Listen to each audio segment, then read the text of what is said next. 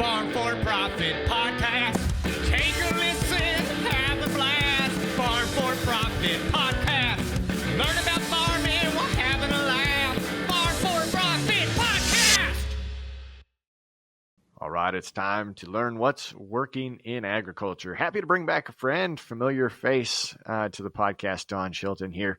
Excited to talk filters again because it's always important. Welcome back. Thanks, Tanner. It's good to be back. So since we talked last, remind our listeners what your role is and what you do. I am lucky enough to run the product management team here for Mon and Hummel in North America. And so we take care of many brands. Obviously, WIX is one of them.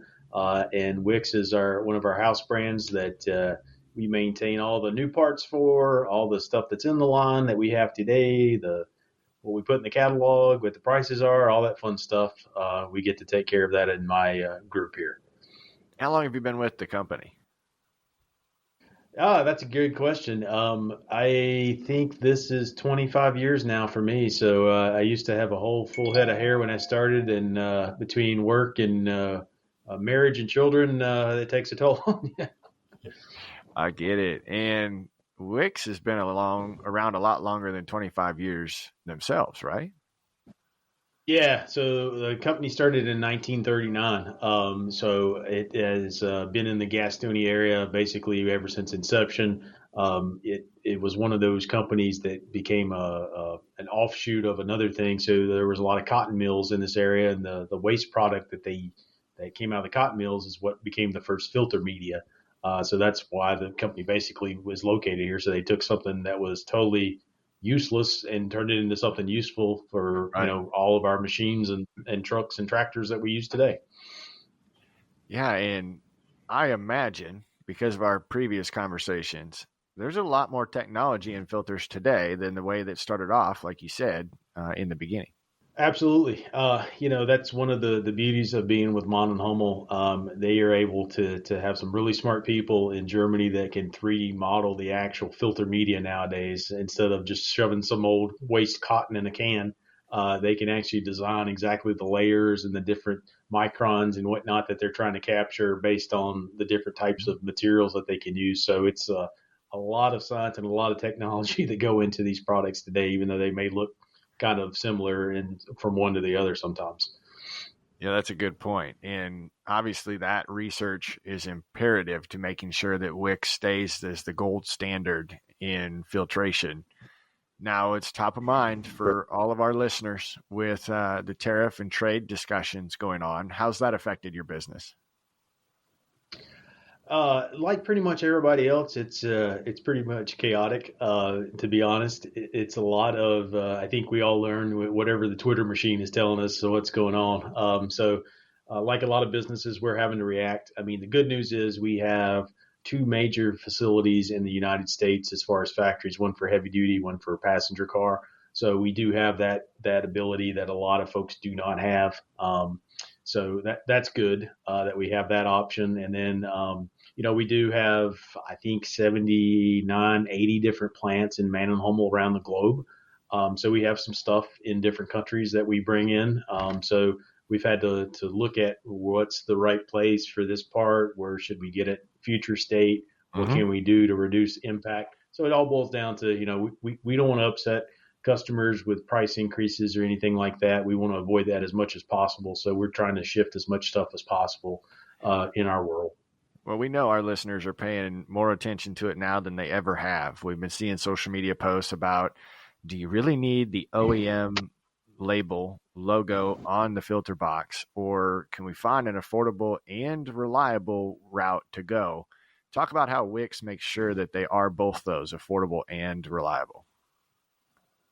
Yeah. So, again, it goes back to the science we were just talking about a little bit. So there are definitely things that we are looking at, like to keep things shifting so we can avoid tariff if possible. If we can manufacture in the U.S., that's usually the best path, not necessarily the cheapest path, but the best path to avoid any kind of tariff.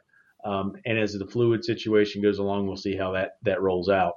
One of the things that we have here is a lot of engineers on staff that are working very hard to figure out those things. And so we do a lot of benchmarking of the OE product.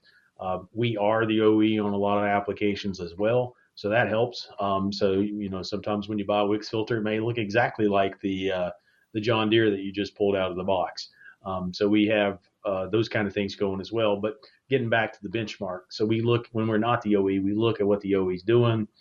We want to be able to say we're equal to the OE or better than. And so that's what we try to look at. And so, okay, maybe I don't need to be this level, maybe the OE's here, so I can come down here and maybe make the price better for our friends out there in the world. So there's constantly stuff happening. Yeah, I know our farm is definitely considering, making sure all those acquisitions, whether they be for parts or repairs or what it be. Obviously, we just changed a fuel filter yesterday, brought the box in for this occasion to stick up on the wall for you there. But I know we've got listeners across the country. Some might get freezing temperatures in the winter. Some might have blistering conditions midsummer. How does that affect WIX filters? The short answer is we have to take all those things into account. So if you're farming orange groves down in Florida or you're in Minnesota, we have to take all that into account because we don't know exactly when you're going to be using your piece of equipment. We can guess, but there's always going to be the extreme cold or the extreme hot. And so we have to figure out what's the window and make sure that we keep it within the window as far as temperatures are concerned, the condition it's going to be in, how much it's going to be used. So that goes into the material engineering that looks at the medias we were talking about. We have to look at the components that are inside with the rubber pieces, things like that. So we have to design for everybody, unfortunately, which, at the end of the day, it'd be a lot better if I knew it would only stay in Florida. I could design around that, but I can't. So that's where we have to have some really smart people give us the best materials we can get. Yeah, not only do you have to design for every climate, but you have to design for a ton of motors. I know I looked it up. You have over 16,000 different filter products. We do.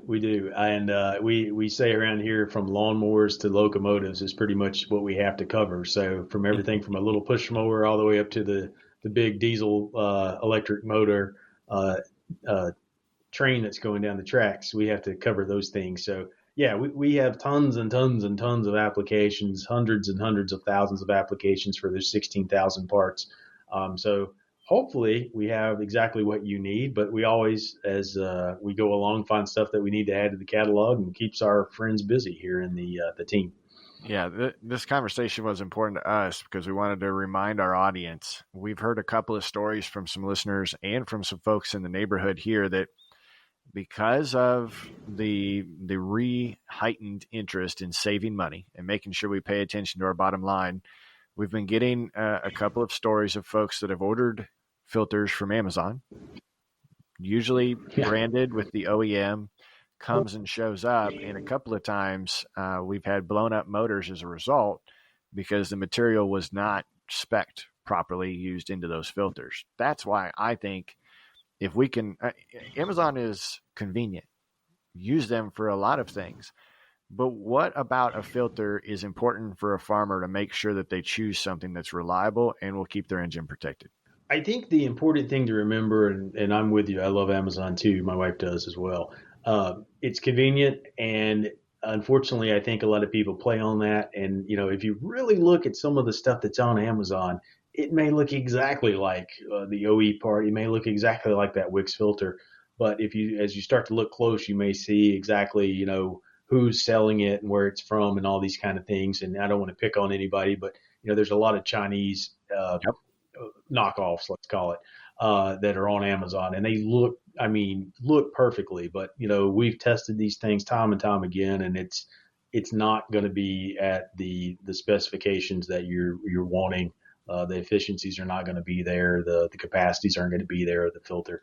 That's the stuff that matters at the end of the day. Yeah, you might save a couple bucks, but at the end of the day, you save $5, $10, $20. I don't know what the number is. Pick one. You get what you pay for. And so at the end of the day, for you or any of the listeners, it's your piece of equipment. It's your livelihood that you're out there working.